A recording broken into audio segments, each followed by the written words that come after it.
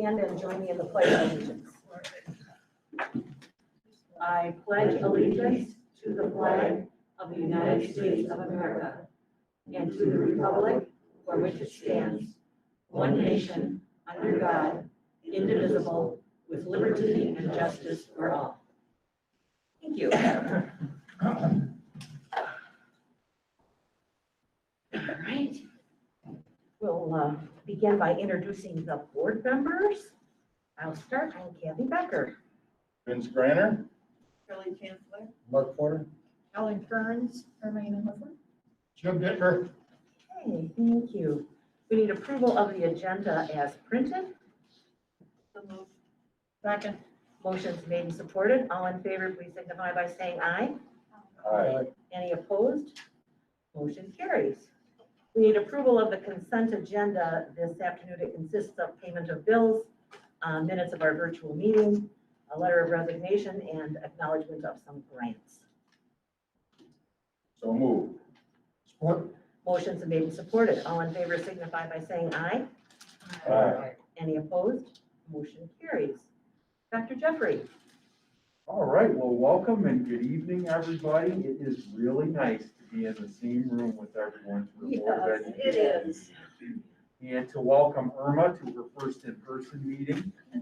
And instead of what we were working so hard to do a decent job with online, but welcome to you. Tonight, I couldn't be more excited about our academic spotlight because we're going to be talking about two things that are really, really important and connected to our vision of success for all students. And the first piece with Brenda Barranco is some GSRP related content, and always get excited when we're talking about developing brains and what we can do for our young people so that they're ready for kindergarten. And then the second piece with the team that you see over here, we're going to talk about reading and literacy, the new Inspire reading program. And there's a component for our youngest learners there too. So, Amy, I don't know if you have any comments that you'd like to make before Brenda gets started, but if you do, it's a great time. I'll just say I'm appreciative to my team for preparing for tonight, and I'm preparing for a treat and some good information. So. All right. Take it away, Brenda. All right, welcome, everybody. It's good to be back in person, to see everybody. I'm glad we're doing it in person instead of virtual, because I'm getting tired of virtual meetings now these days. So I just want to take you on a journey. It's been about a year since we, first had COVID. I think tomorrow is officially the year in the state of Michigan.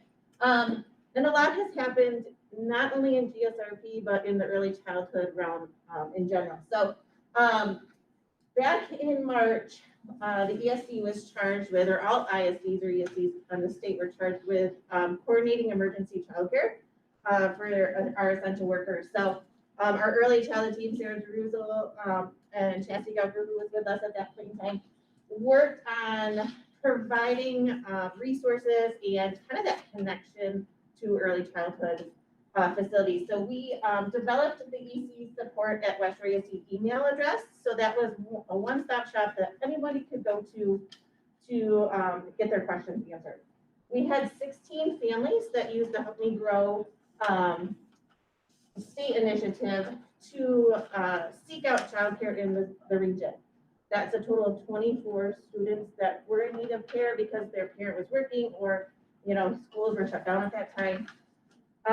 We referred to families to other ISDs because when that information came to us, it was in the wrong ISD. So one was Mason, Michigan, which is not Mason County. And then another one was right in Nuevo County. So we referred those out to the other ISDs, but we did find care for 6 of those families. And then we followed up with the remaining families, 8 of those families. Some of them decided they didn't need care after all. A family member was able to stay home, or we provided them many different options and they didn't follow up with us as far as what they were able to do. We also launched our preschool landing page, and I'll show that to you in a little bit because it's changed a little bit since that last time. But these are just 2 flyers that we worked on and provide that to the community. In regards to specifically GSRP, all of our programs were closed in March. We really worked on with our staff, what does this look like moving forward from, the shutdown through the end of the school year. So we also were waiting guidance from the state of Michigan because we also needed to know what that might look like. So we had a teacher meeting back in April. And then we just continued the learning virtually. So we had weekly activity calendars. By the time we got all of that information scheduled, our students only had about 6 weeks left. And so we provided the activity calendars based on our C4L curriculum, which we moved to back in 2019-20, which really helped set the stage for consistency across the region. We were able to provide activities for families. Our teachers did a remarkable job of making those contacts, and that really set us up also for the beginning of this year. So that does bring us to this year. This year we have 18 classrooms in our region. Last year we had 20. We did move down a couple of classrooms because we only filled 231 GSRP students, which is 75% of our allocation. As a state, on our state level call last week, they said the state of Michigan serves 62% of GSRP slots that are available. So we're above the state average, which is great. About 40 of those are virtual students.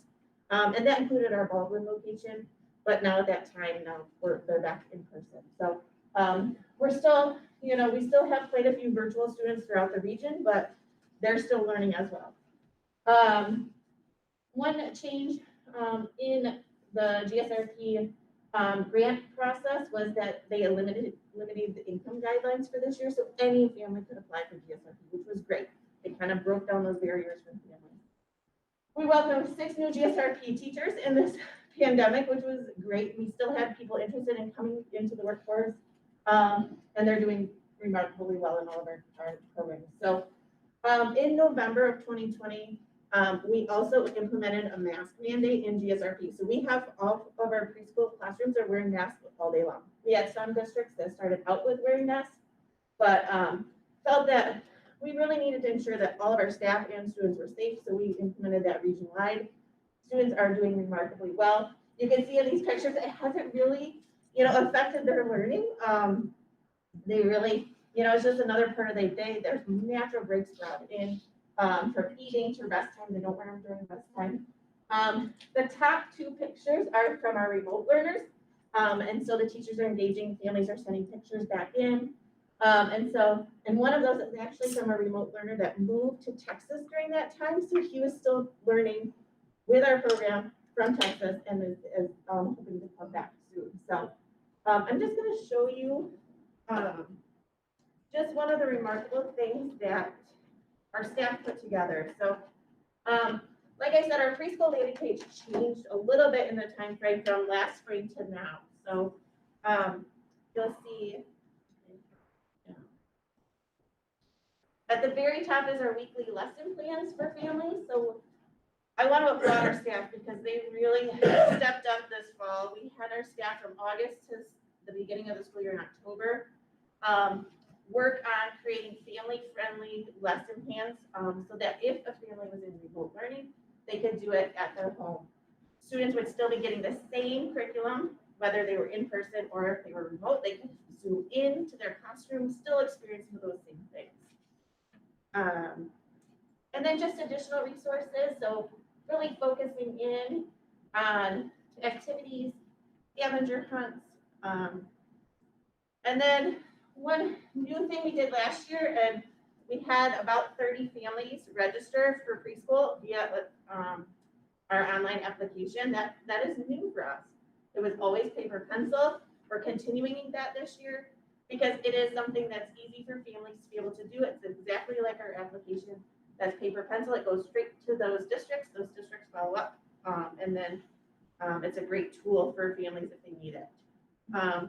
Virtual field trips, things like that. But this is the heart of our online component for students. So it may take a minute to load, but you'll see that the information that's here has the weekly lesson plan, but then it has all the supporting documents. It has all the book links that they might need. So a family can just look at this lesson plan, pull it up, there's links to videos of the books. So here's all the copies of the books they can read with their children. So they might not have a physical copy of that book, but they have it. We did provide all of our DSRP families, I think we did 5 books for families. So we purchased them, we got them out to the community. So, and we thought about that, how could we continue to support those families? Libraries, you know, are limited access. So kudos to our staff, because this is something that was a huge undertaking and has been available resources not only this year, but now we have this to go into future years where we can say, hey, we need to pull some of these different activities for families. Or this child is struggling with this area, we have this activity you can do at home now. So just a great tool for our families and our students. It's really small, but this is our professional learning calendar. So we're always working on what can we do to continue improving our practice. A main component of that is continuing to learn with the C4L curriculum. All of our professional learning has been moved to virtual this year, which is very, it's great because we can all just join in where we're at. There's limited travel with that, so that's great. It is interesting to facilitate a 3-hour professional development, but it works. Breakout rooms are a wonderful thing for our staff. We do miss having that in-person connection, so we are going back to a hybrid model for next year. So we'll still have some virtual meetings, because we found that, you know, with all of the distance that our folks have to travel, it really does make it easier for some, but we need that in-person piece. So we did focus some of our attention. We did pop-up events, so those were ones that were not on our professional development calendar. We needed those because we were looking at our data. We also knew that our staff may have said, hey, I really want to learn more about this. So those are our different pop-up events that we had this year. And those were in partnership with our special education department. This is our fall data. So one thing to keep in mind with GSRP, typically this is their first year of school. So we don't have a lot of data coming in as far as where students are at. And so when we made the switch to C4L curriculum, it had a lot to do with our data in mathematics. C4L really focuses in on mathematics.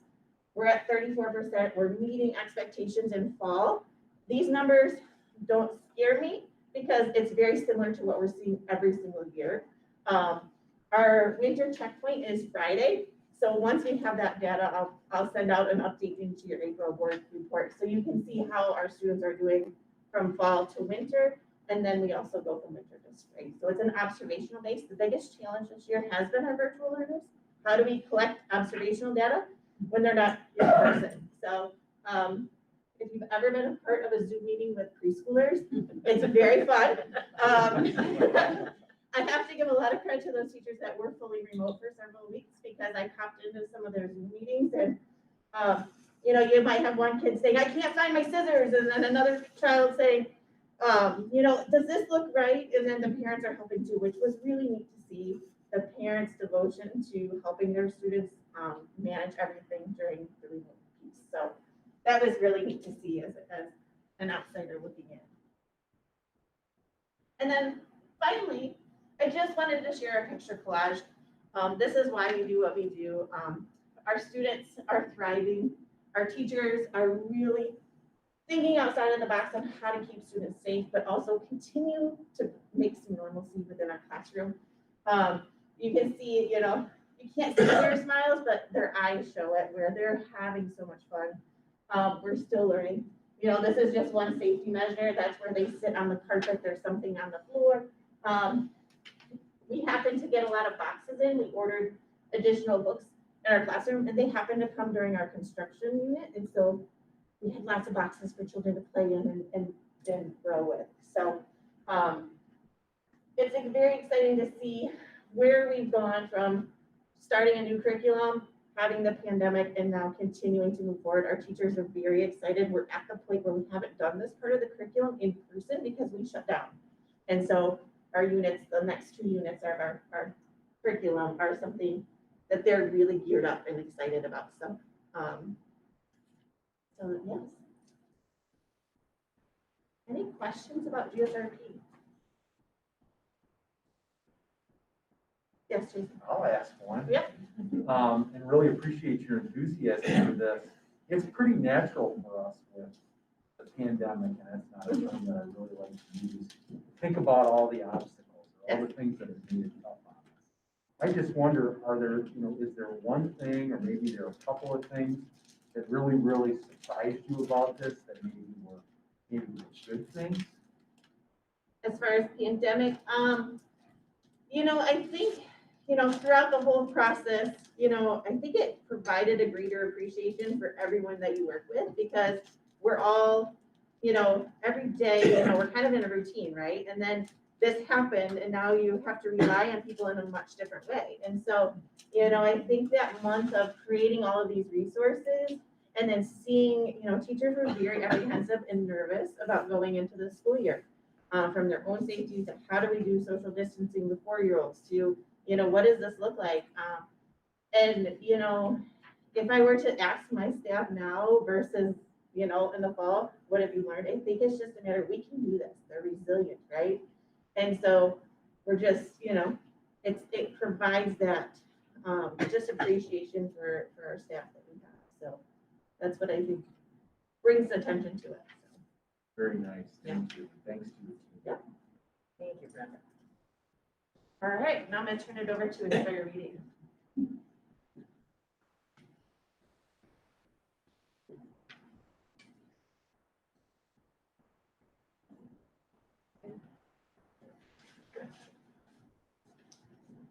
All right. So I recognize many of you, but I'll go ahead and introduce myself because there are some new faces here. I'm Betsy Dotson, and I'm the literacy coach here at West Shore ESD. And I primarily work with kindergarten through 5th grades, all 3 counties. And I'm Sarah DeRuzo. I'm the Great Start Collaborative Coordinator, and I work with individuals or young children from birth to age 8. And I'm Janie Manier. I'm the new literacy specialist here at West Shore ESD. And my focus right now is working with 6th through 12th grade teachers and administrators. So we are here today to share with you about our initiative, Inspire Reading. It's been about a year in the process. I was not on board at the beginning. I wasn't hired until July, but Sarah and Betsy have been having conversations through different departments with how to support literacy in our community. When we think about reading, I'm sure many of you have children or grandchildren or have children in your lives. And I'm sure that you understand the importance, or you've heard about how important it is for them to read or be read to in their lives. But my guess is many of you have not been taught how to do that, or you haven't been given instructions how to support readers in reading. So our initiative is focused on providing a resource, providing parents and community members, grandparents with resources to support students while they're reading at home. And we would like to collaborate, our idea is to collaborate with the families and communities and schools and children to inspire reading. So one of the first things that we did in developing tools of support or resources for families is creating some strategy cards that parents could have with them when they're reading with their children, or grandparents or community members, tutoring organizations. And so Jamie is going around and passing out some examples of our strategy cards for Inspire Reading. We really tried to make our strategy cards parent-friendly language so that it felt very friendly. We also wanted to make sure that it had research-based practices in there that would improve literacy, and that they were the ones that were the easiest for families to implement with children as well. Another consideration, if you'll go back one more, Sarah, another consideration on the card was to make sure that there are some skills like phonics, for example, that we really have to be careful developmentally. It kind of follows a developmental progression through some skills there. And so, for example, on phonics, it says to tell your child, slide through each sound to figure out that word, right? When they get to a word they don't know. But in 4th and 5th grade, we would want to say, break that word apart, because we want kids to start to break words into syllables at that point. So while many strategies are the same, you'll also see that we were very intentional with ones that are a little bit different. Also coming soon, we're going to be creating birth to 3 strategy cards as well, and pre-K strategy cards, and then everything in Spanish. We're working on that resource as well for our Spanish-speaking families. So we thought, yeah, these are great, right? We have these cards, now I know how to read with my child and how to prompt them or to read with children, but what if we lose the card? What if the card gets lost and we don't know where it is, or I just don't understand it? And so our team worked together to create video samples of the strategies that are on the card that are on our website. So I'm gonna have Sarah show an example. This is my daughter, Brenna. We had a video crew come on over to my basement one day and kind of record what these different strategies look like. Brenna is a 4th grader, so we'll go ahead and take a peek.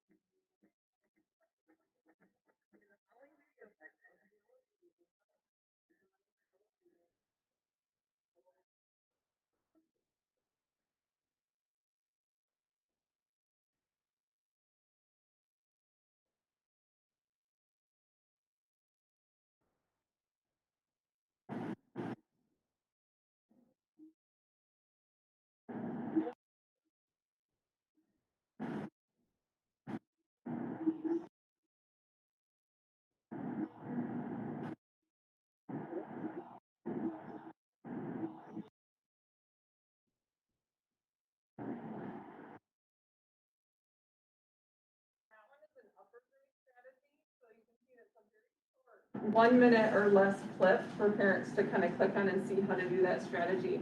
For kindergarten and 1st grade, we did do full read alouds with that age group, and we'll likely do that with our younger readers as well. So those are about 4 minutes long. Some of you might be wondering, how are we going to do this across 3 different counties and support all of these schools? So what we are doing here at the ESD is providing a book for every student in all of our schools. And those students, you can see inside the book, there's a sticker that is inside that says Inspire Reading and has what's called a QR code in the cover. They're also all receiving the grade appropriate strategy card. So every student family is going to get their grade appropriate card and a book, and with that label inside. What that label does is if you have a phone with a camera, you don't need a special app or anything. You just open up your camera. We'll see if it works. Yep, I just scanned it. And it takes them right to the website for Inspire Reading. So in under just a few seconds, they're linked directly to our website. Once we get to the website, we'll let Sarah share a little bit on how that was built and what resources and tools are there and how it's organized. So this is our new Inspire Reading website, and primarily we put the who, what, why out here. Why is this important to us? Why are we doing this? And how are we going to be helping our families and children and communities? So it just does our quick explanation with our mission, who we're trying to help, provide some information specific to literacy and why it's been important to us, and how we're going to be developing those strategies, as well as providing them the appropriate information. And then again, the strategy cards that we shared with you guys, we actually have printable options out here. So for each grade level, anybody can go out here, click the PDF, and print the strategy card to share with their families. We've got the video separated out here based upon grade levels. So it just goes through K through 1st, our 2nd and 3rd grade videos, as well as our 4th through 5th. And so each one ties to the strategies that are on the card. And then here at the bottom, as we continue to go out, meet with our school districts as well as other community partners. We put tabs out here if anybody needs additional materials, how to get involved, and if they want to get trained, they can complete this document. That will come to us, and then we can schedule something with them to train them on Inspire Reading. So we also provided the one-page overview out here, and then also we have how to support the parents or caregivers while they're at home on what to do with each step of the strategy cards.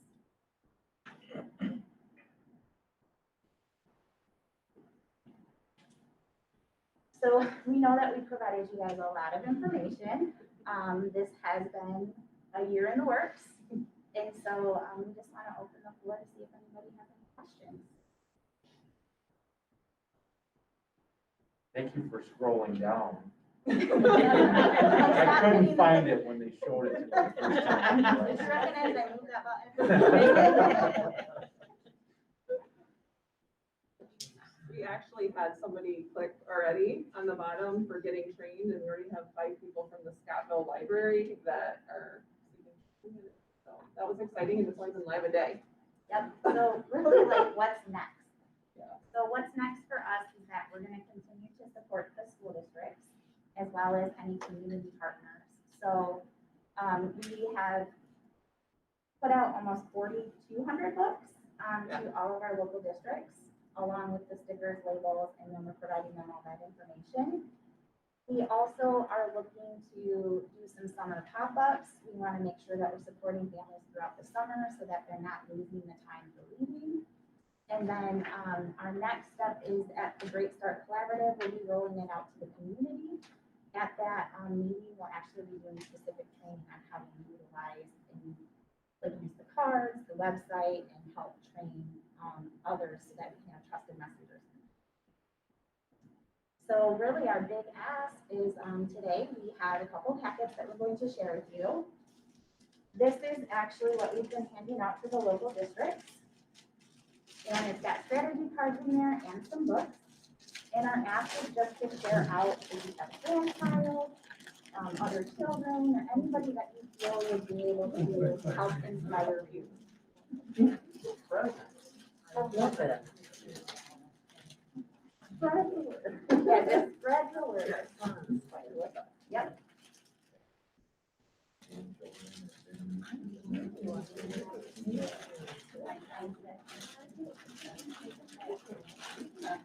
Thank you, ladies.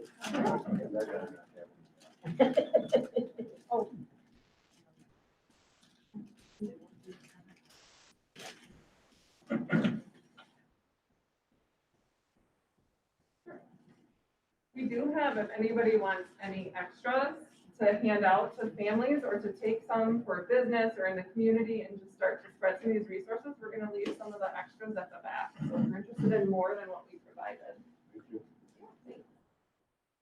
Yeah, thank you for a great presentation. Thank you very We're much. Excited to see how this is gonna impact reading. Can I ask a quick question? Sure. So, ladies, I was just curious, this particular Inspire Reading initiative, is this something that is, part of the greater statewide early literacy initiative, or is this something that is, something you guys developed for just our region? It is homegrown, very much so, over the past year, working hard, even when COVID started, working even harder. But it is tied to the essential practices, which are statewide, so it's essential practice 10 and all of our pre-K documents all the way up. So it's the one thing that connects birth all the way up to that community and family engagement. So that's the connection to the state, but our Inspire is here. Great job.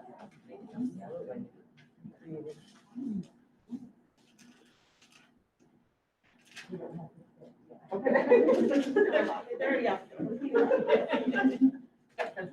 I think we probably should have had them go last. Yeah. Because that's gonna be a really, really tough act to follow. But there's a little bit more in my update that I'd like to share with you. Now is the time, and before I do that, I should have also welcomed Terry back to our meeting. And it is really nice to see her here, and we are grateful that she is pinch hitting and helping us out. So welcome back, Terry. Wouldn't want to choke. Appreciate it. Welcome back. Having fun. So next item on the update is just a little bit regarding the West Michigan Research Station. And I think most of you probably remember that through Vince's leadership, we were able to make a connection with folks at that new facility, which is on Oceana Drive, north of Hart. And it is an agricultural research station dedicated to asparagus and cherries, and I think they have some pears and some plums and some other fruits out there. But we were able to connect with them, and that connection started with a tour in January, and it's really morphed into a tremendous partnership opportunity for us, at least initially through our agri-science program. And after the initial tour, Dale and I and Mark Willis and Vince were able to return to the site, actually a couple of different times, depending on which one of us you're talking about. And then Dale and Mark Willis were able to take a look at the agri-science curriculum, and they found several areas where they felt like using that site would be an incredible field experience for our students. And so a plan is in place to do that, not only with our kids in CTE, but then also to partner with Hart, Shelby, and Walkerville, and Pentwater, and any other school district that's interested, try to get some younger students out to the site and hopefully get them excited, not only about the agricultural opportunities that are prevalent in this region, but also all of the different support industries. And our hope is that just maybe a few of those young people will be inspired and they'll stick around, or maybe they'll go off to MSU and then they'll come back, or some other place. But we're really, really excited about that. And really the couple of the next steps are, we're working on an MOU with them, so that we can kind of tidy up just exactly what this partnership is going to look like. Hopeful that we're going to get some relief on some of our field trip restrictions, or at least some special dispensation to maybe do some things outside there before the school year ends. That's really kind of where we are with it, but I really need to let Vince or Dale add anything that they want to add to the conversation. We're super excited about it. Sure. As we talked with those folks down there, we looked at what we could do yet this spring, which we think we should do a field trip with our agri-science students. What we might be able to do this summer, and we're looking seriously at some summer camp type activities for younger students. And then next school year, broken up in fall, winter, and spring, using that space as an extension of our lab, where we can bring students down to curricular activities that line up with certain plant growing and propagation techniques that fit in with the seasons down there at the research station. So that's what we're exploring. Hopefully we'll be taking students down there on a frequent basis. Anything from you, Vince? I think you pretty well covered it. Know how much of the other board members are aware of the information. Some of the communications, but I know you probably had a lot more conversations with them directly. So, but yeah, it's good to see the enthusiasm that everybody has when they tour the site and realize a lot of possibilities and a lot of good things we can accomplish there with education. This sounds like a great resource that's become available to our kids now that wasn't there before, so. Absolutely. We're hoping a that better there's, experience. so much interest that it impacts our numbers and eggs and So I got to compliment Mark Willis's enthusiasm and interest. And I think, like a lot of things, you look at a school district that has a successful program of some kind, maybe a marching band or whatever. There's a teacher that is very inspired about it. It appears to me that Mark has it for this in our ag science program. So that's another thing. I had known Mark years ago, but it was good to connections with him again and see that he hasn't changed in that aspect at all. Highly enthusiastic, great hire by Dale and the team. So last item in terms of my report, and I know that you've all been waiting for this since last month, is the COVID-19 Extended Learning Plan update. This information begins on page 11 in your packet. But really, it's the same information that it is every month, and the plan is going to continue without modification.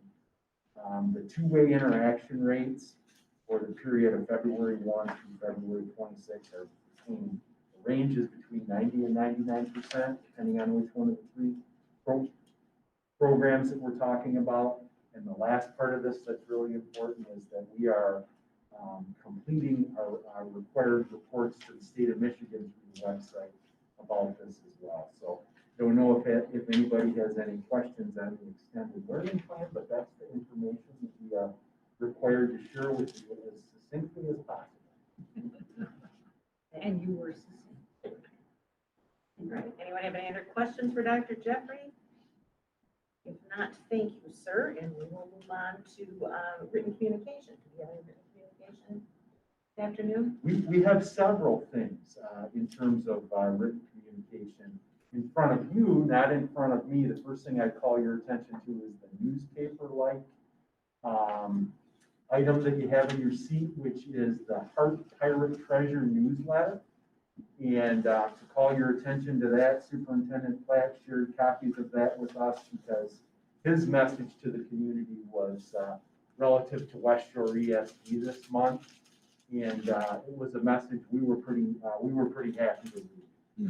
One really promoting partnership and working together. So that would be worth some time for you to take a look at if you're so inclined.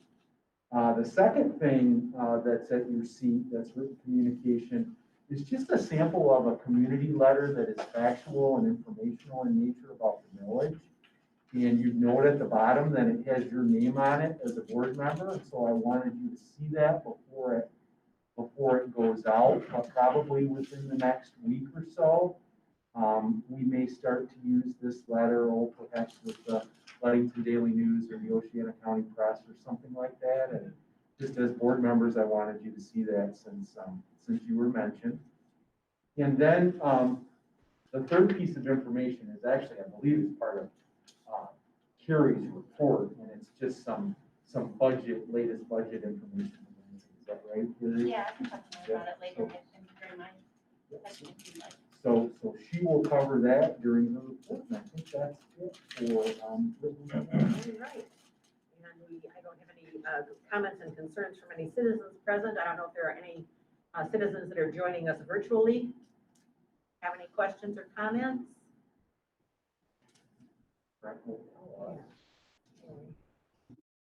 Any? No comments, thank you, Trent. Thank you, Trent. We'll move on then to our report, the educational services update, beginning with instructional services. Amy? So my report begins on page 13, and just to piggyback off Jason, in the Pirate's Treasure, the back page is GSRP from Diamond Wolf Early Childhood. There's a lot of great photos of kids in action. So again, it's in the inside, and so if you open it on the back page, it's Patty Kahala, our director, wrote a little thing, and then that's all our kiddos. So anyway, it's nice to have them highlighted in there as well. So on the first page on 13, it's just a rundown of our professional learning that was offered this month, and then extending on to page 14. One of the cool things that happened is we've had to adjust with the pandemic as well and offer a lot of our professional learning virtually. And so Meg Brown, who's our math specialist, she offered a training, and what was really cool is a lot of times you offer the training, you might ask for feedback at the training, but then you don't really know what happens after that. So she's had teachers reaching out, demonstrating, actually showing her screenshots of, this is what I did for my class from the training. It was really well received. You can see from the level of answers, if that's not too small to read, that, kids are really understanding the concepts and building that mathematical sense. So it's just really validating to have a teacher reach out after and say, the training was great.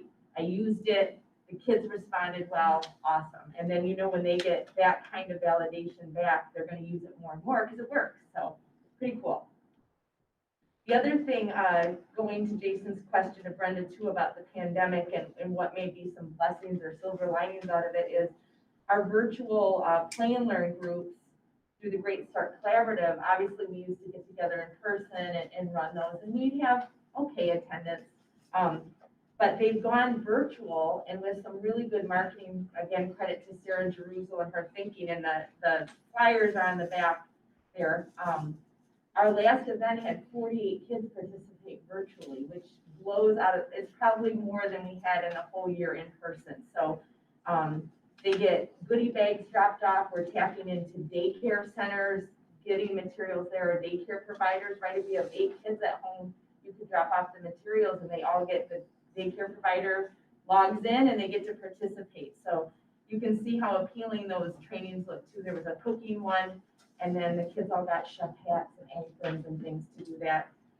And then the next one coming up is about talking about sorting and incorporating that map. So that Talking is Teaching initiative, you can see down below, we have quite the little model there. Again, what's really been cool is a collaboration between, again, Great Start Collaborative Talking is Teaching, but our early on in the special ed department got some training in it. And then as they go out to homes, they've been able to, again, teach the parents those strategies, support them with some gifts or books and things to go along, and just getting great response. And again, I think something that was showcased today is how different departments in the ESD are starting to work together to promote, instead of adding more, how do we take the things we're already doing and make them, spread out so that they're actually being used. So work smarter, not harder, right, kind of in a way.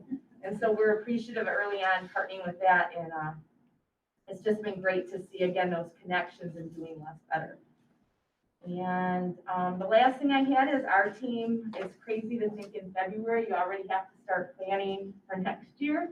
But we had a 2-day retreat here. It was nice that the restrictions lifted enough that we could be in person and really get a lot of our planning and goal setting and plans for next year in place. And we'll be rolling a lot of those out at both the principals meeting tomorrow and then in April quite a bit. There's been a change with that MyKIP with school improvement. So districts are going to have to know by the end of June what they want to do in terms of PD. We used to be able to wait a little bit, but they really need to know. We need to work with districts to find out what they need from us. So that's been moved up to an April process now. So it was great to have that time with our team to do that planning and get that done. So unless you have any questions for me, that's March report. Any questions? Thank you, Amy. Yep. Kim, special education update, please. Thank you, Madam President. For special education, we start on page 16, and we have an update on special education programs. Since Christmas break, I believe, we have not had to close for anything for COVID related, so we're on a roll with that. And then of students enrolled in the programs, 83% at this time are electing the in-person option. And we're still offering that remote option to those who choose it. So scrolling down the page a little bit is one of our in-person learners that I came upon in the hallway the other day. This is Toby from our reintegration program, and he was our safety coordinator's helper that day, and he was reading and writing the checklist, right? Reading the checklist, marking off items, and socially interacting with people who passed by in the hallway. And at that time, regulating his emotions very well. Well said, Kim. We're thinking of starting an apprentice program.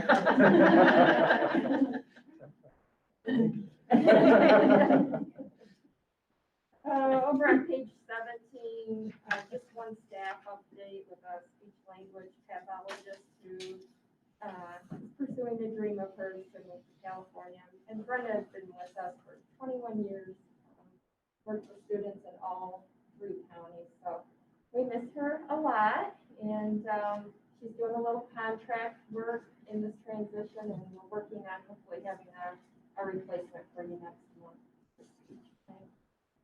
For millage, Jason and Carrie and I have been busy. I know there's a few listed in the board report, but as of today, we've had 8 presentations in the community and in school districts. And looking at the calendar, I counted we have 10 in the next 7 days. So we're getting the word out, informational, factual. The response has been positive. People have been supportive, and just grateful that they're giving us the time on their busy agenda. So, going well. Any questions for special ed? Are there some repeated questions when you do this village presentation? What type of questions are you getting that, and some that are keep reoccurring perhaps? We haven't noticed a pattern of specific ones. Typically, if that kind of thing happens, we would adjust the presentation Right. to include it. It seems to be more just that participants maybe specific interest, if they maybe have a child in their family or they're wondering about certain impairments. Jason, Carrie, can you think of any other questions? Well, another question that was asked was, why 8 years, for example? Because of the importance, they understood the importance to the local districts. This was in an Oceana County meeting where Superintendent Platt spoke very highly of our relationship too. So that really helped because that group wanted to know, well, how come we're only doing this for 8 years? So, so that was one question that came up. Not really a whole lot. Can you think of any others, Jason? I think the only thing I would add to that is it's been nice because I think at every one of the presentations that we've done so far, there's been somebody in the audience that has said, this is a really good thing. We need this.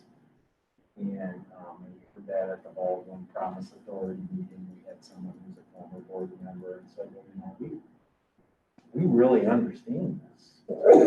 And so that's been nice that someone else has kind of been telling their story exactly what we've done. And I think we've tried to build that opportunity in now at the end of the presentation. So that's another adjustment we've made.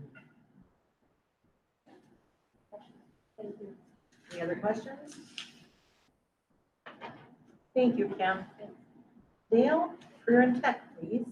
Thank you, Madam President. CTE report begins on page 17. An important piece of business we bring to you tonight is a recommendation to hire a new parapro for our allied health program with teacher Sally Wright. We'll be recommending Sherry Hurt for that position. We interviewed 2 candidates out of a small pool. Interview team of Sally Wright and Melissa Fearing and Amber Adams, and 3 health occupational health teachers. It was good to get that team together and work on this project. They did a great job. We anticipate we might have some further movement in parapros in that unit, so it's nice to get that team functioning towards that. But Sherry has 30 years experience as a CNA at Oakview Medical, and she also had responsibilities for being a scheduler. She's the type that can mentor those type of young employees in her previous job, and she'll be a great asset to have working with those young aspiring students there. She also has a long history with the Fountain Fire Department, I understand. Ms. Chancellor, you perhaps know her. Yeah, I know her very well. In some of those roles, so we bring that recommendation. Also with Allied Health, we're asking to approve with a vendor name tags for clinical rotations that we make for those kids to go out there. Worth noting that we can do clinical rotations. A year ago, that whole thing was scuttled. We couldn't get students in there in those medical settings, whether it be the hospital or the extended care facilities. So we're fortunate to do that. There's still strict controls on that. Students have to be fitted for N95 masks that are special to them. And well, there's some extra steps, but at least we're going forward. The rest of the report contains a little bit on professional development that we've done in CTE. We had an important day last month where the teachers worked all day on several important topics. Our skills for success, which some folks would refer to as soft skills, we like to call them professional skills that we integrate into our program to try to measure for student growth. And the transition from the OCTE GEMS program navigator to GEMS. Big undertaking is how we report our progress in CTE at the state level. That takes some learning. Also an ongoing project for us is to continue to review and update our safety plans and procedures that are posted, make sure everybody understands them. Liz Reminick from Emergency Management came and helped us work through some of the questions that we had on some of those things, and we very much appreciate that as well. The rest of the report contains some material that's similar to last month with virtual guest speakers for mechatronics and welding. It's more of the same, where we're trying to continue business in a virtual format and a distance aspect to it. On page 19, a couple of pictures of the criminal justice programs, Skills for a Safer Drive campaign. That takes a little bit different shape every year as they execute that plan. And one of the features this year is our distributing some materials at the Family Fair, which is coming up this weekend. And those students, we have pictures of them putting together those packages to distribute to families, and students will also be assisting at that event, directing traffic and passing on bags. And there's some other CTE activities as well as student council activities. That will be my report. Thank you. Any questions? Yeah, I've got a question. It's a pretty simple one. So can't we just empower Dale to spend money on ID badges? $152. That seems, he's a good man. I trust that he'll spend the ESD dollars discriminately. So, I mean, you probably pay more for a meal than for $150. Is it necessary? Have you bid it? There is a reason for that. Perhaps Mr. Griner would like to address. Yeah, well, Mr. Griner? I think it's because we have one of our employees that's a low bidder on these things. So they run it through the board for approval to make sure that there's. Well, she left some money on the table. Who are they? Well, Charging them. We've had a few dozen of these. Okay.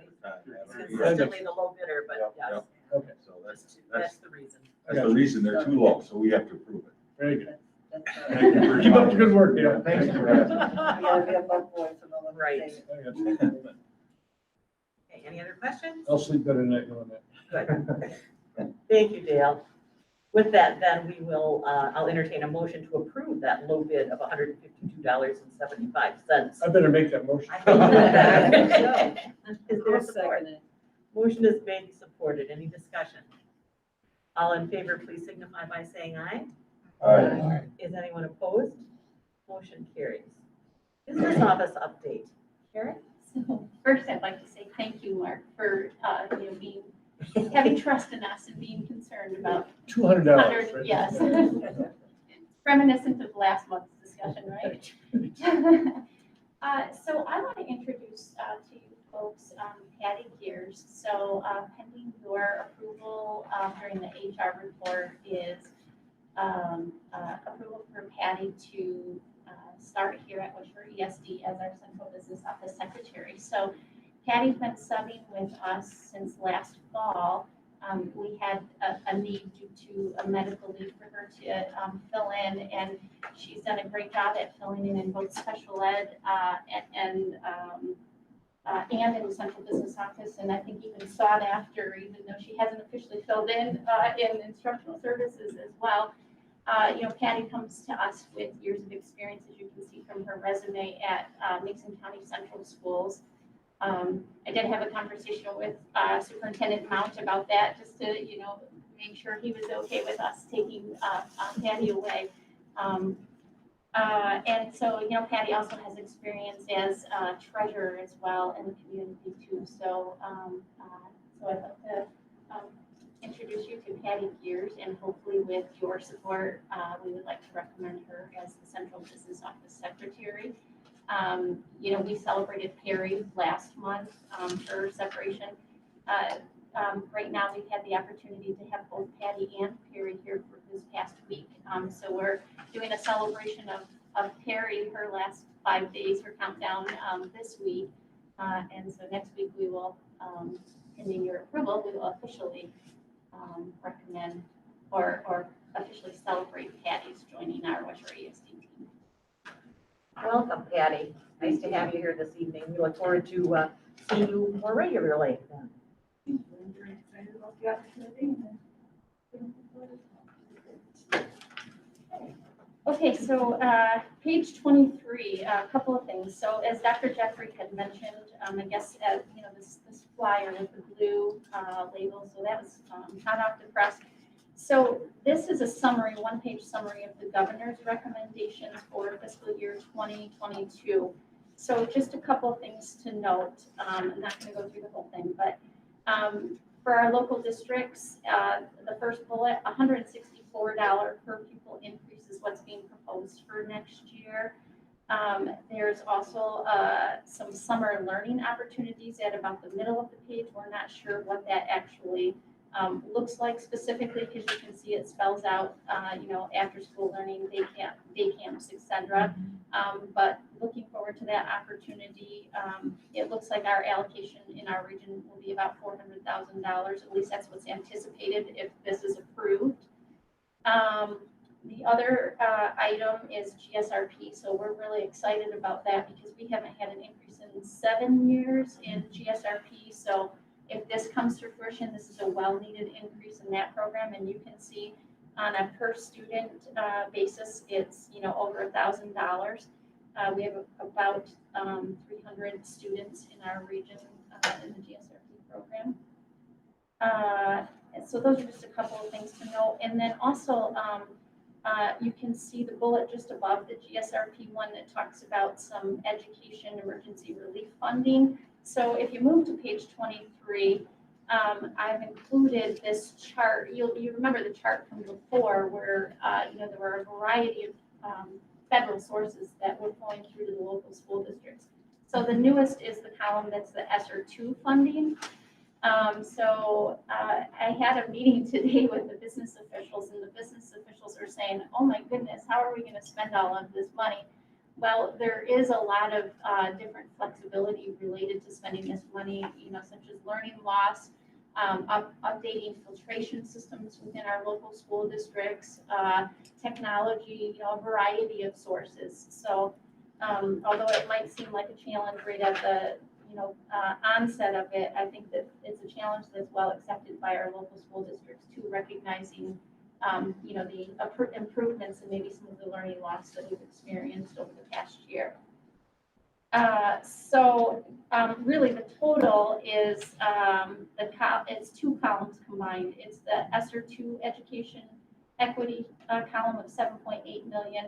And then the 5.8 million is really all of those other columns. I apologize, I should have had the ESSER II on the far end of it. So it's about $13.7 million in our region that has went to our local school districts over the course of the last year and a half.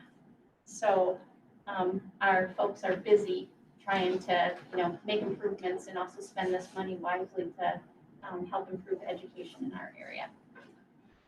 So then just one last thing I wanted to mention is on page 25, Josh's report. Josh has a variety of information that he's shared, but one of the things that he's incredibly proud of is improving or increasing the technology support at Baldwin School. So just another way of us, being proud to partner with our local school districts. Baldwin, through some of the additional funding that they've received, they've recognized that with all the new technology and with the students and the staff, that they needed extra technology support. So that's one way that Baldwin has enhanced their educational opportunities and spent some of their federal funding during the pandemic. So that's it for me. Any questions? Great. Thank you very much, Karen.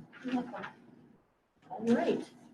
Terry, human resources update. You guys. Sorry if I didn't respond appropriately when Jason was welcoming me back, but I was trying to discreetly choke on a cookie over here. So, thank you, Jason. Thank you, Jerry. As usual, most of my report has been covered by the other department heads. And there's one additional item which is about me, so I'll have Dr. Jeffrey cover that in his next statement.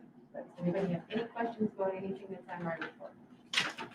Have you had much response for the bus mechanic position? No, it's gonna be a tough. Okay. Looking at some options, but that's gonna be hard to fill.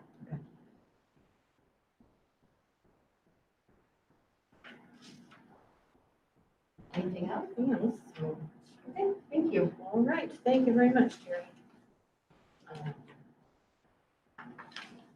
All right, the extended learning plan reconfirmation, so we need a motion to approve that.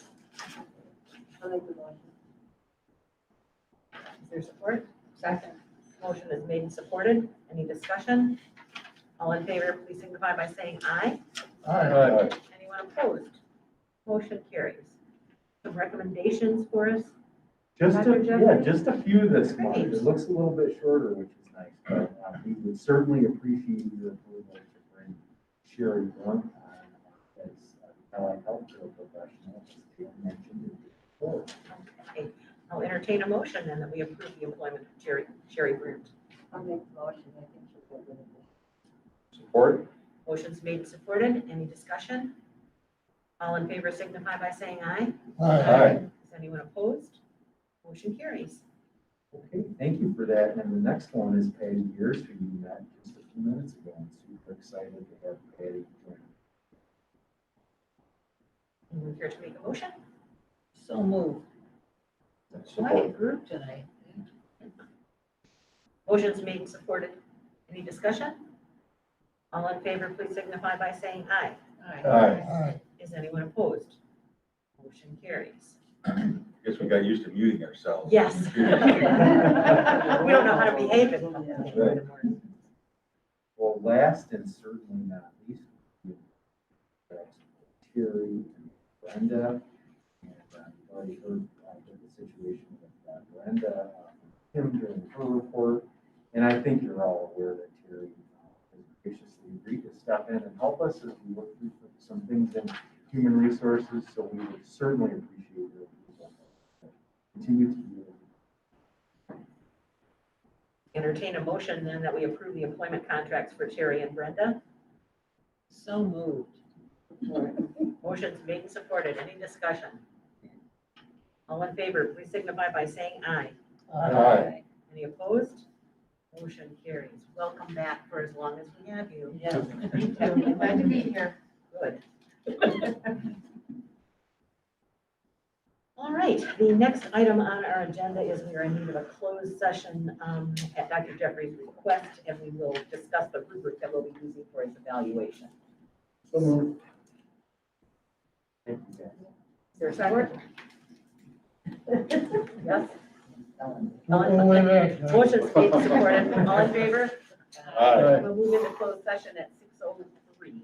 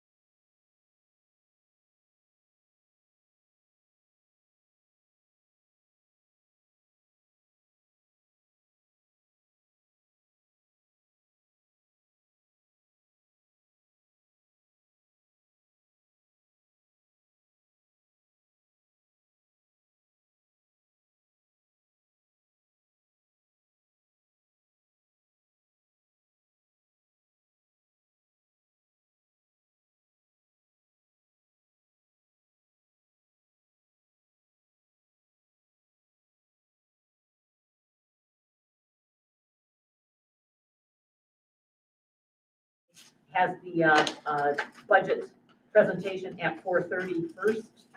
So we aren't late. And So Kathy, what we're thinking about that is, we won't, unless something changes with the order, we won't be able to stay under the 25-person limit in the room if we have us and all the superintendents and the board members. So the plan right now, after discussing with the superintendents, is we'll present the budget virtually to them and their board member. But we will be here together in person, and then we'll have our meeting, and that's kind of the best that we can do. At least they'll be able to ask a question. If they have it, where you remember last year, they canceled the meeting. right, And so we basically had to make a video for them. And they were okay with that, but I think we need to give them a chance to ask questions. oh, I think so too, yes, that's a good idea. And maybe things will change by then, but if not, it's good to have that. We're hopeful. Could we offer like a reservation system for if there is a district that wants to attend in person for questions or whatever? Notify us, and we can, as long as we've got room, we can allow them in physically. I think if there were one or two districts, it would be easy to do that. Right. It would be, if they all wanted to. Right. We'd be, Give a lottery. But I'm looking, I mean, they'll have the, my suggestion is everybody's gonna have the virtual connection option. But if they wanna attend it in person, they need to request a reservation or something, and which is limited. I'll First reach come, out, first served or I'll something like reach that. out to the soups and see if there's anybody. Kinda interesting. That's. Okay, any other business? Meeting's adjourned. Thank you all for coming. Thanks, everybody, for putting up with the long-winded superintendent. Oh, yeah, well, it don't